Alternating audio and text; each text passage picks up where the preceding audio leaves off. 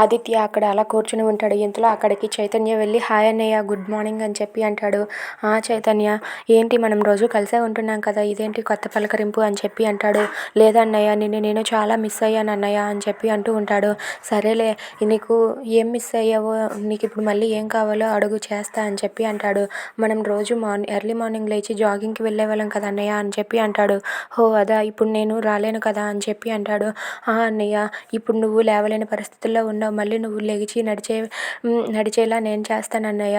నేను నీకు ఉన్నాను, నువ్వు లెగిసి మళ్ళీ నాతో కలిసి జాగింగ్కి వచ్చేలా నేను చేస్తాను. అలాగే వదిన కూడా నీకోసం ఎంత కృషి చేస్తుందో నాకు తెలుసు అన్నయ్య.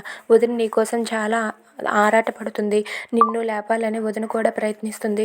కానీ వదిన ఆయుర్వేదిక మెడిసిన్ వాడమంది కదా, వాటిని నువ్వు కంటిన్యూ చేయొచ్చు కదా అని అడుగుతూ ఉంటాడు.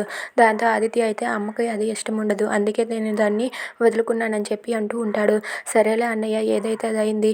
వదిన ఆరాటపడుతున్న దానికి నువ్వు ఇలా ఉండడానికి చాలా టెన్షన్ పడుతుంది వదిన, అందుకే నేను మాత్రం ఎలాగైనా సరే నువ్వు మళ్ళీ లేచేలా చేస్తాను. నువ్వు మళ్ళీ లేచి నార్మల్గా ఎప్పుడులానే ఉన్నట్టుగా చేస్తాను, మనం మళ్ళీ తిరిగి జాగింగ్కి వెళ్తాం అన్నయ్య అని చెప్పి అంటాడు. అది విని ఆదిత్య అయితే చాలా ఆనందంతో నవ్వుతూ ఉంటాడు. అన్నయ్య, నీ ముఖంలో ఇంత నవ్వు చూసి చాలా రోజులు అయింది అన్నయ్య అని చెప్పి అంటూ ఉంటాడు. అలా వాళ్ళిద్దరూ మాట్లాడుకుంటూ ఉంటారు. Thanks for watching friends, please subscribe.